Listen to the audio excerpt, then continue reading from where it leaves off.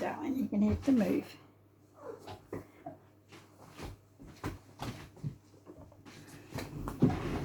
Well, today we'll start off, we'll do a Mrs. Simpson. There's two. It's an old colour pattern that was used. No one knows the real origin of it. We used to use a lot of it in Lake Rotorua, around the lakes. I'm going to start off with a size 4 hook, and I'm just using the old Mustang 7957. You can use your B hooks or mainly your basic standard streamer hook will work. This is in 2 sections.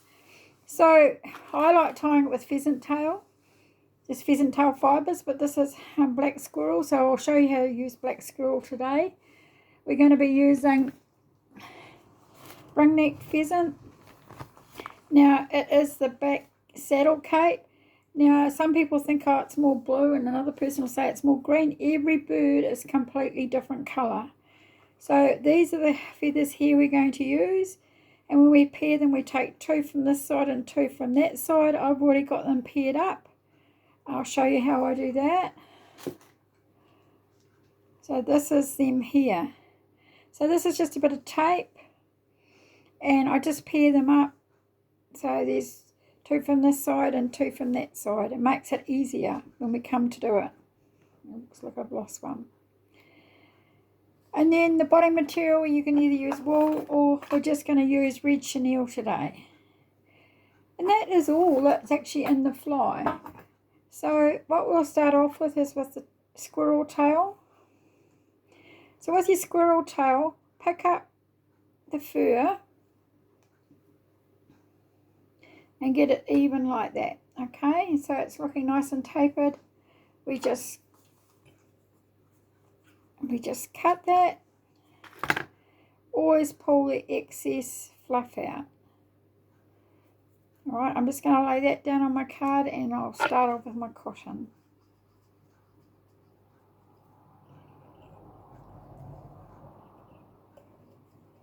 So just bind up.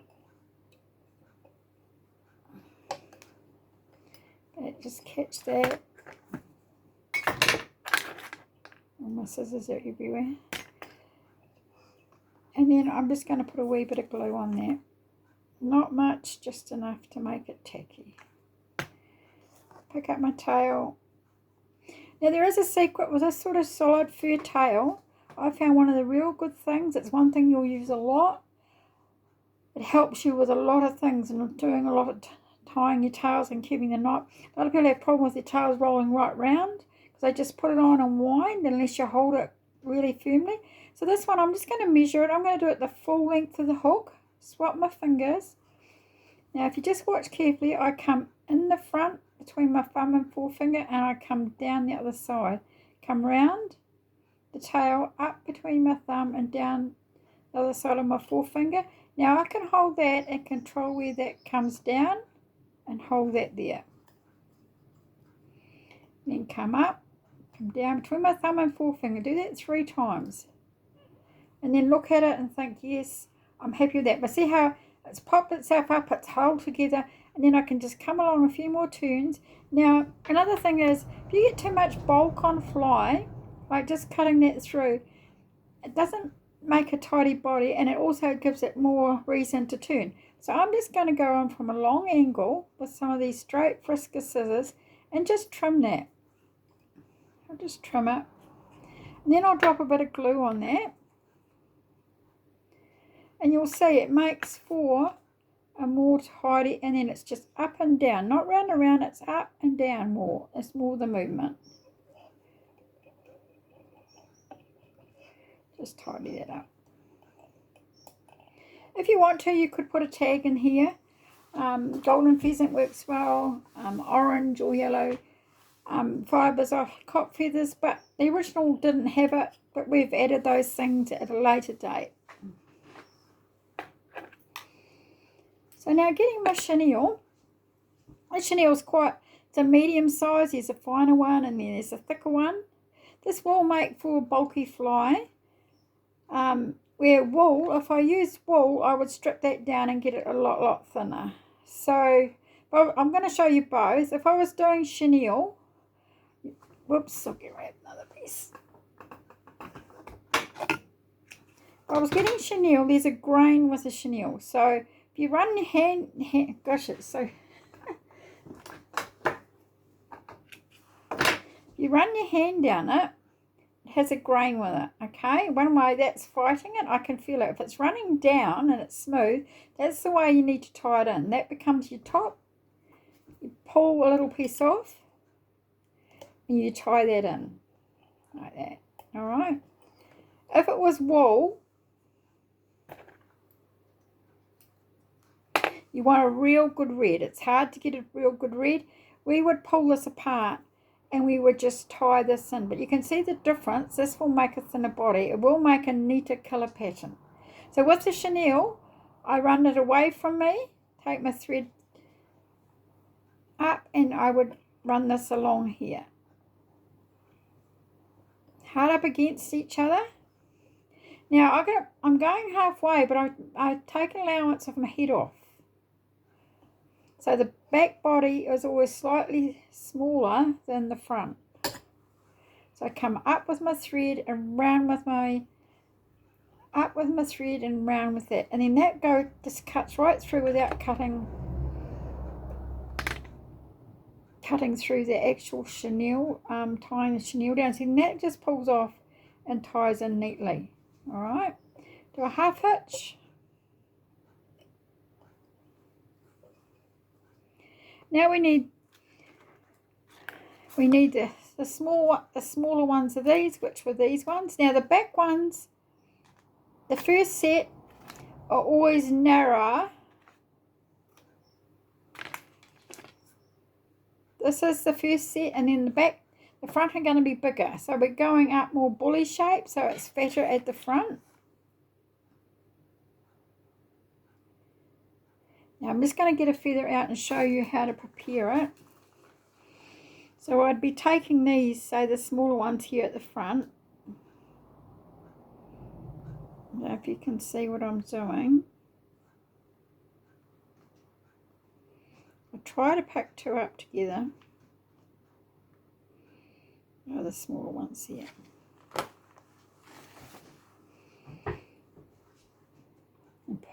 Get the tips together and pull this back. So your feathers start about here, okay? So we're just going to pull a wee bit. I'm not going to pull it all back.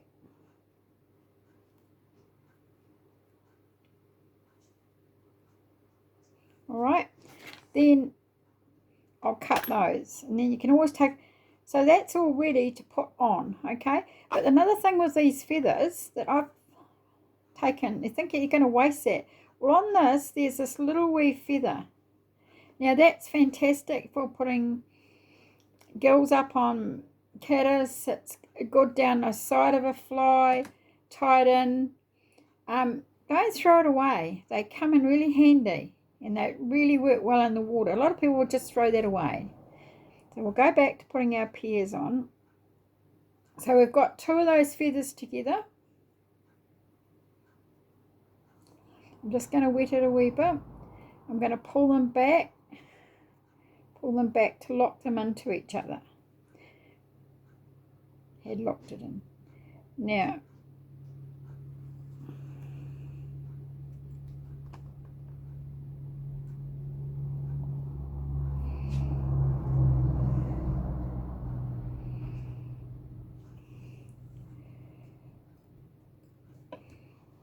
so that line isn't straight with the hook, and then it's flat.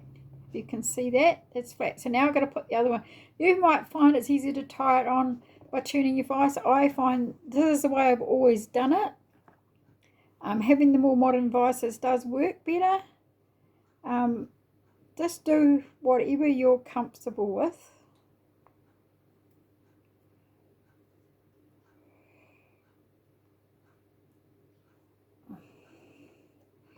I'm putting that on. I'm just doing 2 loose turns, and then I'm getting the quills and I'm pulling them, and I've got to get them roughly the same. By moving the quills, I can usually control where I want that.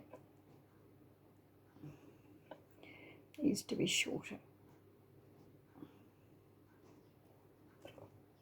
No, I'm not happy with that, so I'll undo it. I think what's happened, I've got one smaller than the other, and I need to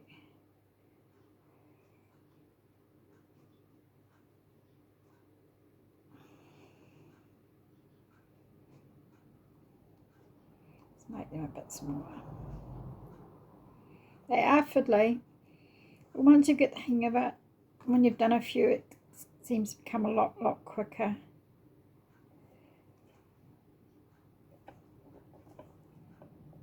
That's looking a lot better. So I can even at this stage, you can actually pull those ones as well. It's just getting that so that those are straight.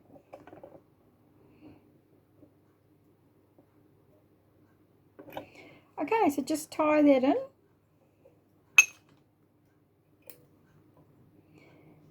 The wool does make the body a lot thinner. This will be a little bit more bulky. Whoops. So I'm just going to tie those in, just keeping it nice and tidy.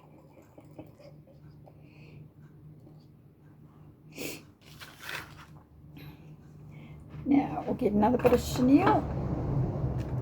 Just checking that it's running along the way, running that way. So with your finger, pull that off. It just makes you've got no bulk. You're just tying it in with those two centre threads. Always tie it on the top. You get flies that are starting to go on their side. You've got it when they're swimming and they just keep doing that. You've got to look at how you've tied your material in. Are they balanced? Have you got more feathers on one side of the hook? Have you got more body material on one side? Even the little wee bit can make a difference. So if I tie in at the top, I like to finish at the top. It's something I've just sort of worked out over the years that works for me. Now I've got to remember I've got to allow room for the head, but so to come up here, pull your thread back on the top, twist this around. So you're coming up, pulling it and around. So that's actually just going right through the centre and not cutting. Now this will just pull off, should pull off. See there, you're just left with a thread.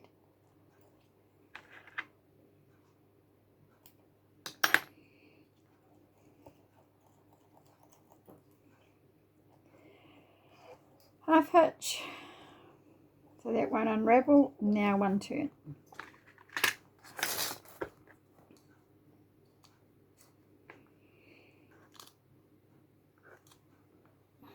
Now,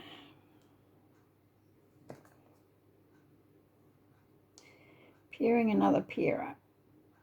Which way is it going to be best to go? That way or this way? Maybe this way, okay.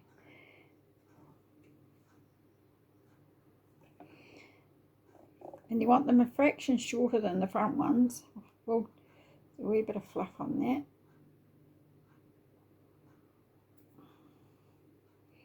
Just hold the middle. I'm going to see if I can marry, we call this marrying them together.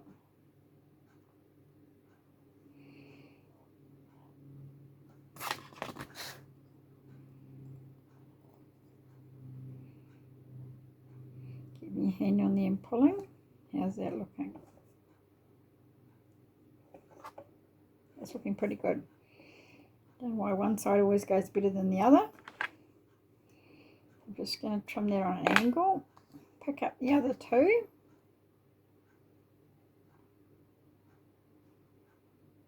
Marrying them together. And hope these work as well.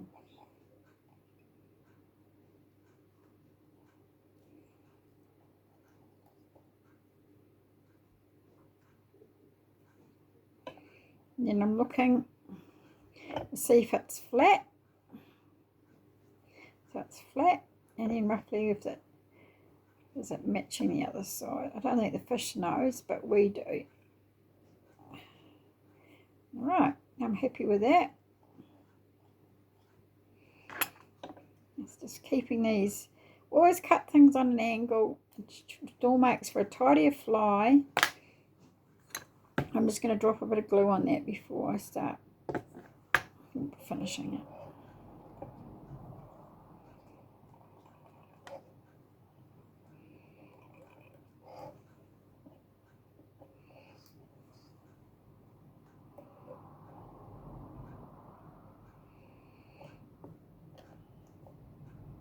There must be some thread there somewhere. I can see something.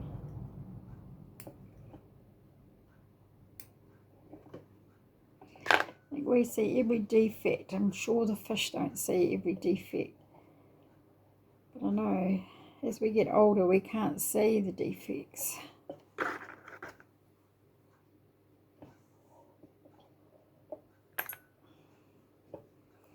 Okay. So with that, we just varnish the head with whatever varnish you use. You could, the old ones didn't use the UV glue. If you use UV glue, the head's going to glow. I'm just using a nail varnish. And if there's any stray little threads. So that's it there. It's a real good pattern. But just remember, every time you buy another pheasant patch, which mostly this, you'll buy this. Some will be more blue, some will be more green.